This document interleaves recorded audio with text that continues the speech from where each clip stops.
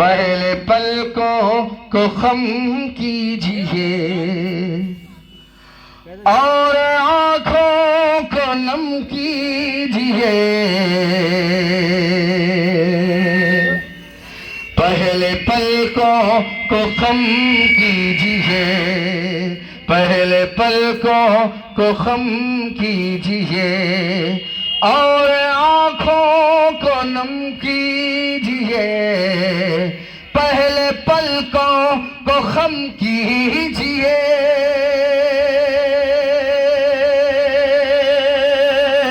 پہلے پلکوں کو خم کیجئے اور آنکھوں کو نم کیجئے.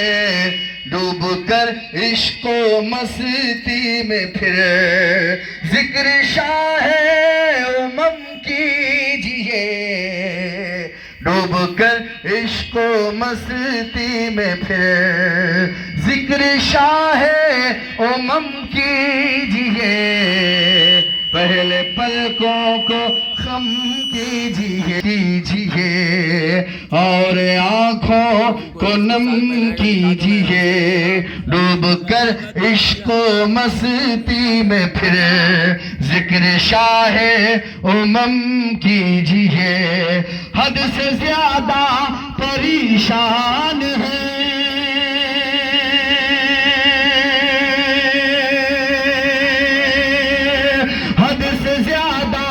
پریشان ہے آج جتنے مسلمان ہیں. حد سے زیادہ پریشان ہیں آج جتنے مسلمان ہیں. ہم غلاموں پہ بھی ایک نظر، ہم غلاموں پہ بھی ایک نظر. تاجدار حرم کیجئے، ہم غلاموں پہ بھی ایک نظر. تاجدار حرم کیجئے، پہلے پلکوں کو خم کیجئے اور آنکھوں کو نم کیجئے. ڈوب کر عشق و مستی میں پھر ذکر شاہ امم کیجئے. پوری دنیا اس وقت اپنی پریشانی کا رونا روتی ہے. تمام لوگ کہہ رہے ہیں کہ میں پریشان ہوں کسی حوالے سے، کوئی کسی حوالے سے. ایک نسخہ بتاتا ہوں خوش رہنے کا، ایک نسخہ بتاتا ہوں ایک تحفے کے طور پر آپ تمام لوگ کو شعر دینا چاہتا ہوں. بھائی عبداللہ بھائی جمیل صاحب یہاں تشریف فرما ہے، ان کی بھی شرکت چاہتا ہوں اور نعت پاک کا یہ شعر پیش کرتا ہوں بطور خاص. پہلے پلکوں کو خم کیجئے اور آنکھوں کو نم کیجئے. پڑھتے رہیے نبی پر درود،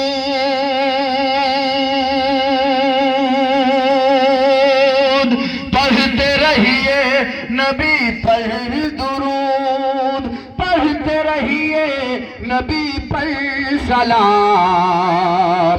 پڑھتے رہیے نبی پر درود، پڑھتے رہیے نبی پر سلام. اپنے حصے کے سب رنج و غم، اپنے حصے کے سب رنج و غم ایک لمحے میں کم کیجئے. اپنے حصے کے سب رنج و غم ایک لمحے میں کم کیجئے. پہلے پلکوں کو خم کیجئے اور آنکھوں کو نم کیجئے. جس کو ملتی نہیں ہو شفا،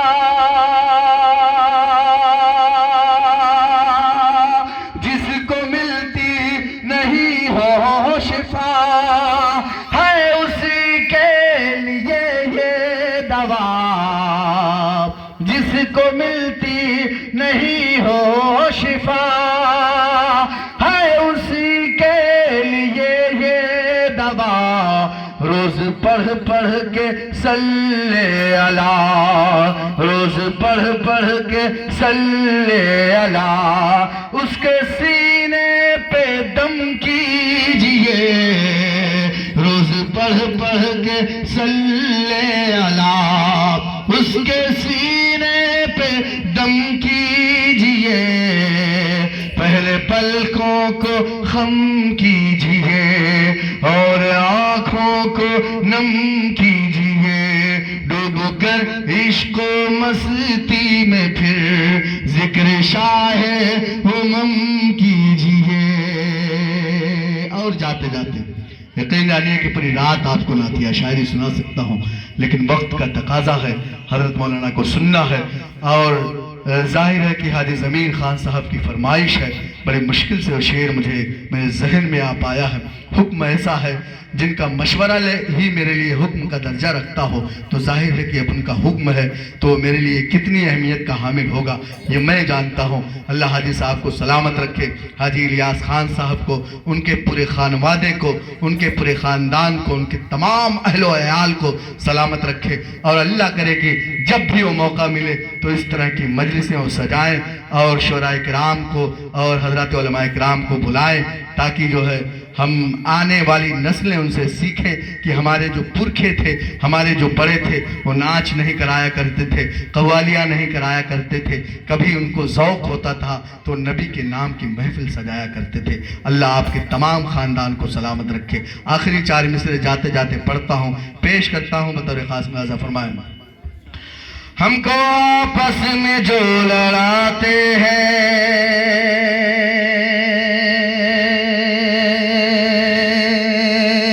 میں نے اس وقت یہ شعر